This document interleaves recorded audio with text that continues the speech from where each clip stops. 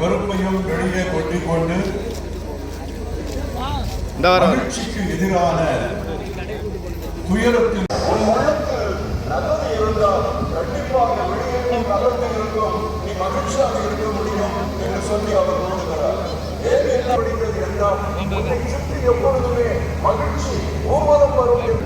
அன்புக்குரியவர்களே, இடைக்காலம் நம் மகிழ்ச்சியை கெடுக்கின்றது. உனக்கும் பெண்ணுக்கும் நம்மை மாற்றிவிட்டு செல்பவர் அல்ல, நமக்கு மகிழ்ச்சியை இறைவனே சில கண்ணியாயிட்டு இது எதிரும் என்று கேட்டார்கள்.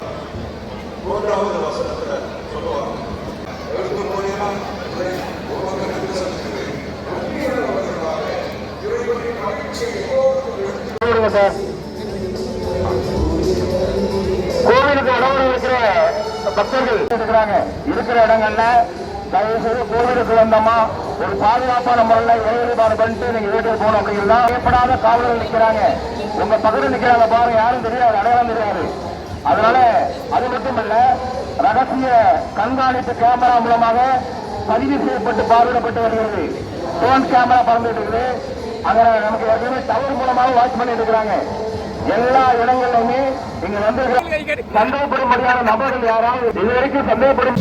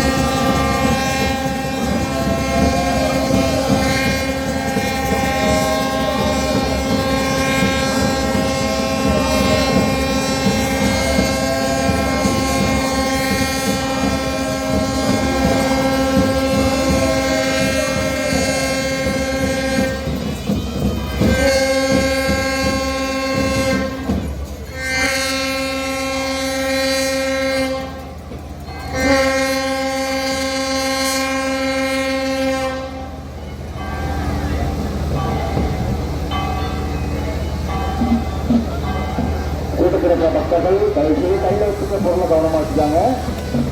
செல்போன் மணிக்காட்சி குறிப்பாக பெண்மக்கள் கருத்தில் ஏற்படுத்த தகவலையில பாதுகாப்பாக இருக்கணும். உங்களுக்கான காவல்துறை மொழியாக போக ஒரு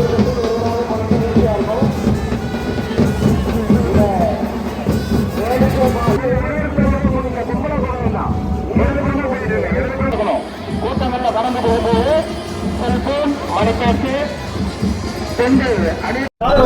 நம்முடைய அமைச்சர்கள் ஸ்ரீநாத் சரத் அவர்களே, இங்கிருக்கின்ற பெரியவர்களே, உங்கள் அனைவருக்கும் வாழ்த்தும் வணக்கமும். இந்த அருமையான நாளிலே ஆயிரக்கணக்கான மக்கள் முட்டியடித்துக் கொண்டு ஆண்டவருடைய திருப்பலியில் பங்கு பெற்று அவருடைய கொடியானது உயரே ஏற்றப்படுவதை பார்த்து பரவசம் அடைந்தார்கள்.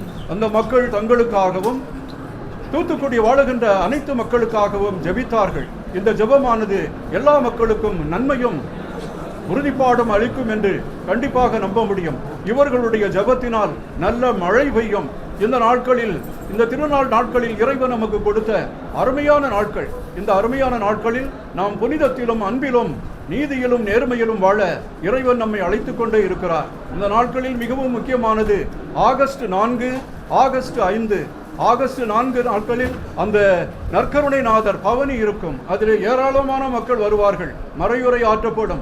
அதை தொடர்ந்து 5வது நாட்களிலே, அந்த 5வது தேதியிலே இந்த இடத்தில் திருப்பலி நடைபெறும். அந்த திருப்பலியிலும் நீங்கள் பங்கேற்று அன்னையின் ஆசிரை பெற்று செல்ல உங்களை அன்போடு அழைக்கின்றேன். உங்கள் குடும்பத்தில் அமைதி நிலவும், எல்லா துன்பங்களும் துயரங்களும் நீங்கி நீங்கள் நல்லவர்களாக வாழவும், தூத்துக்குடி மாநகரம் இந்த அன்னையினுடைய பிரசன்னத்தினால் எல்லா நன்மைகளையும் பெற வேண்டும் என்று வாழ்த்துகிறேன். இறைவன் உங்கள் அனைவரையும் ஆசீர்வதிப்பாராக.